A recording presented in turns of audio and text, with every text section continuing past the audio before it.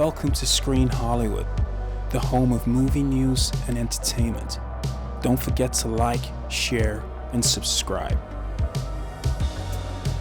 Welcome back to Screen Hollywood. I'm your host, Adam.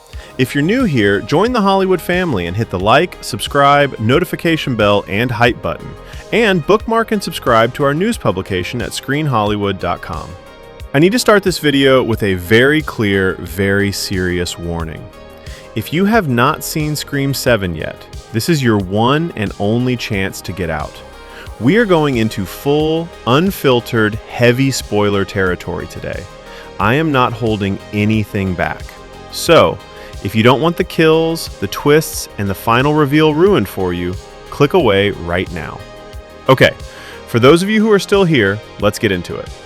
A few weeks ago, I sat right here and told you that despite the cursed production, the cast departures, and the creative chaos, Scream 7 would be a massive box office success. I predicted a record-breaking opening weekend, and today, well, it feels good to say it. I was right. My prediction on Scream 7 being the biggest grossing film of the entire franchise was correct. Despite some very valid criticism from audiences and critics, the movie has wildly exceeded expectations. It's currently sitting at just over $100 million at the box office. For an R-rated slasher film, that is a huge number. The return of Sidney Prescott brought the fans back. But this is not a movie review. There are hundreds of those on YouTube already. I want to talk about the future. I want to talk about Scream 8. But first, I have to give you my quick take on Scream 7, because its flaws are the very reason Scream 8 is now poised to be the movie we all wanted in the first place. My quick take is this: Scream 7 was a good movie that was inches away from being a great one. The kill scenes were absolutely brilliant. They were inventive, they were brutal, and they were surprisingly ultra-violently graphic. I loved that. But the film itself felt rushed. It felt chopped together. They could have taken so much more time with the character development. There was way too much focus on Sidney's family story, which left our other legacy characters feeling like afterthoughts. Gale Weathers was completely wasted.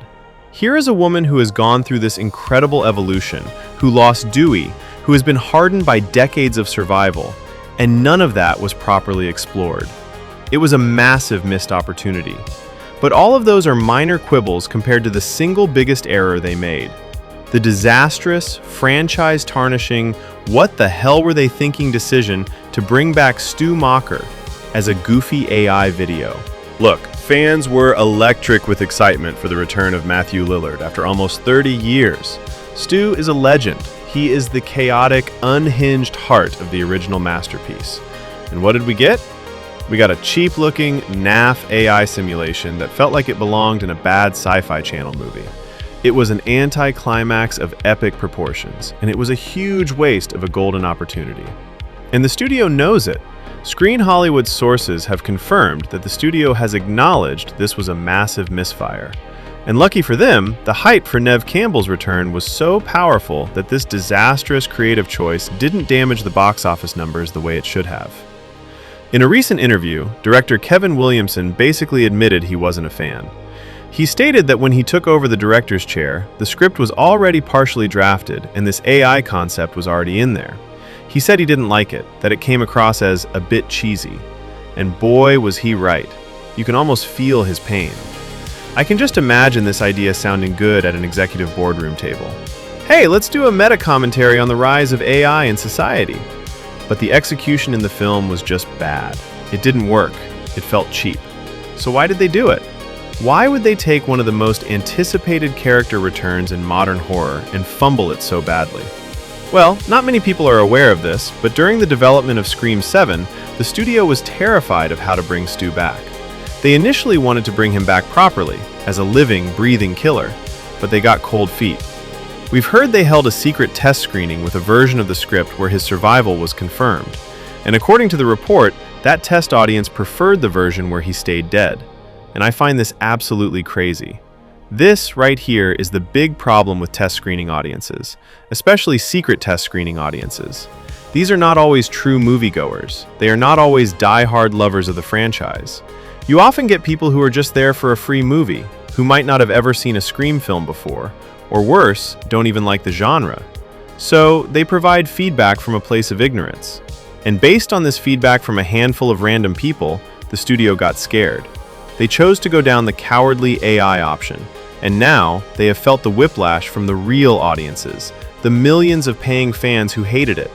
In previous interviews, Matthew Lillard himself said he was nervous about his return because they were trying something never done before, and he was scared of ruining the Stu legacy. Now we know exactly what he was talking about, and the good news is, his legacy is definitely not ruined. If anything, the brief cameos we saw of him proved that Lillard still has that Stu magic. He can slip back into that character in a heartbeat. In summary, the studio was cowardly. They weren't brave enough to take the plunge with the real Stu, in fear of audience backlash. And with a supreme sense of irony, their safe, cowardly decision to opt for AI completely backfired on them. We have even had confirmation that the real Stu was supposed to make a surprise appearance in a mid-credits scene to set up Scream 8. But the studio bottled out of that too. It's crazy because when I was watching that final scene in the theater, when Sidney looks off into the woods before walking away, I felt it. I sensed we were about to see another ghost face, or maybe even Stu himself watching her. But no, nothing. But now, here's the good news. Here is the road to redemption. Scream 8 is already greenlit. The studio has heard the feedback, they have seen the backlash, and they know they have one last chance to get this right. We have had a source tell us at Screen Hollywood that Stu Macher will be making his official in-the-flesh return in Scream 8, and Matthew Lillard himself has been dropping hints. In a recent interview, he pointed out that Scream 7 cleverly and intentionally never gives official confirmation that Stu is actually dead. And after watching it, I have to agree. It's all very hazy. The AI could have been based on anything. Now, for those of you who saw my Stu versus Sidney video, and if you haven't, check it out after this, I predicted that Stu would return as a cult leader. A charismatic, unhinged mastermind who has built a small army of Woodsboro murders fanatics, all of them playing Ghostface to terrorize Sidney and finish what he started. Maybe my prediction for this happening in Scream 7 was just a little premature. I believe this is exactly what they will do for Scream 8. To be honest, I can't see any other way around it for the studio. They've been doing the mystery killer formula for 7 movies. They teased us with the return of a legacy killer. They have to see it out now. They have to do it properly. They have to bring Stu back for real.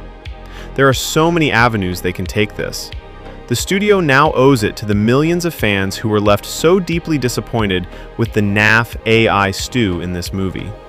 The studio now has a golden opportunity to right the wrongs of Scream 7 and make Scream 8 the greatest, most epic Scream movie ever made.